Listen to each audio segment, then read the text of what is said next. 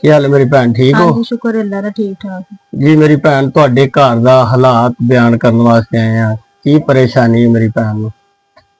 ਭਾਈ ਪਰੇਸ਼ਾਨੀ ਇਹੀ ਹੈ ਕਿ ਕਿਰਾਏ ਤੇ ਰਹਿਣ ਦੇ ਆ, ਬੱਚੇ ਛੋਟੇ ਛੋਟੇ ਨੇ ਜੀ ਤੇ ਹੋਲਡ ਨਹੀਂ ਕਰ ਸਕਦੀ, ਕਿਸੇ ਦਾ ਕੰਮ ਕਰਨੀ ਆ। ਠੀਕ ਹੈ। ਹਾਂਜੀ ਇਹ ਭੈਣ ਸਾਡੀ ਜੀ, ਬੱਚੇ ਛੋਟੇ ਛੋਟੇ ਨੇ, ਖਰਚਾ ਅਫੋਰਡ ਨਹੀਂ ਕਰ ਸਕਦੇ, ਕਿਸੇ ਦੇ ਘਰ ਕੰਮ ਕਰਦੇ ਨੇ, ਤੇ ਇਹਨਾਂ ਸਾਨੂੰ ਖਿਦਮਤਗਾਰ ਫਾਊਂਡੇਸ਼ਨ ਨੂੰ ਹੈਲਪ ਵਾਸਤੇ ਬੁਲਾਇਆ ਹੈ। ਖਿਦਮਤਗਾਰ ਫਾਊਂਡੇਸ਼ਨ ਦਾ ਨਾਰਾ ਹੈ, ਜਹਾਂ ਗਮ ਵਹਾਂ ਹਮ, ਜਹਾਂ ਜਹਾਂ ਗਮ ਵਹਾਂ ਵਹਾਂ ਇਨਸ਼ਾਅੱਲਾ ਇਨਸ਼ਾਅੱਲਾ ਇਨਸ਼ਾਅੱਲਾ ਹਮ। ਬਾਜੀ ਤੁਹਾਡਾ ਮੀਆਂ ਕੀ ਕਰਦਾ ਹੈ? ਫੌਤ ਹੋ ਗਏ ਨੇ। ਤੁਹਾਡੇ ਮੀਆਂ ਫੌਤ ਹੋ ਗਏ ਨੇ? ਹਾਂਜੀ ਠੀਕ ਹੈ। ਇੰਨਾ ਲਿल्लाह व इन्ना इलैहि राजिऊन। कितनी देर हो गई है? ਉਹਨਾਂ ਨੂੰ 5 ਸਾਲ ਹੋ ਗਏ ਨੇ।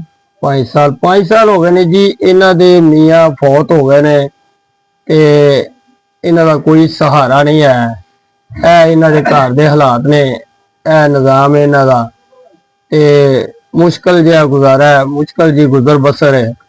ਤੇ ਵੀਰਾਂ ਅੱਗੇ, ਭਾਈਆਂ ਅੱਗੇ, ਦੋਸਤਾਂ ਅੱਗੇ ਰਿਕੁਐਸਟ ਹੈ, ਗੁਜ਼ਾਰਿਸ਼ ਹੈ, ਮੇਰਾ ਕੋਈ ਵੀਰ, ਮੇਰਾ ਕੋਈ ਭਾਈ ਇਹਨਾਂ ਦੀ ਇਹ ਵੀਡੀਓ ਵੇਖੇ ਤੇ ਇਸ ਤਰ੍ਹਾਂ ਦੇ ਜੀ ਨੇ ਜੀ ਜਿਹੜੇ ਮੁਸਤਹਿਕ ਨੇ, ਹੱਕਦਾਰ ਨੇ। ਮੇਰੀ ਭੈਣ ਬੱਚੇ ਕਿੰਨੇ ਨੇ? 3 ਬੱਚੇ ਨੇ, 1 ਬੱਚੀ 2 ਬੱਚੇ ਨੇ।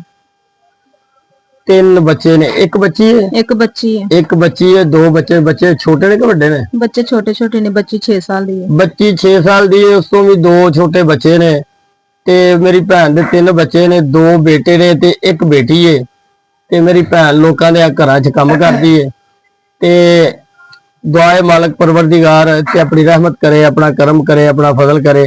मेरी भैन असी खिदमतगार फाउंडेशन ਨੂੰ ਆਏ ਆ ਜੀ, ਅਸੀਂ ਤੁਹਾਡੀ ਮਦਦ ਕਰਨੇ ਆ, ਖਿਦਮਤ ਕਰਨੇ ਆ ਮੇਰੀ ਭੈਣ, ਤੇ ਬਾਕੀ ਜੋ ਮੇਰਾ ਅੱਲਾਹ ਕਰੇਗਾ ਇਨਸ਼ਾਅੱਲਾ ਉਹਦੇ ਨਾਲ ਨਾਲ ਬਿਹਤਰ ਹੋ ਜਾਏਗਾ। ਇਹ ਲੋ ਮੇਰੀ ਭੈਣ, ਹੈ ਅੱਲਾਹ ਦੀ ਤਰਫੋਂ ਤੁਹਾਨੂੰ ਇਹ ਤੋਹਫਾ ਆਇਆ ਹੈ।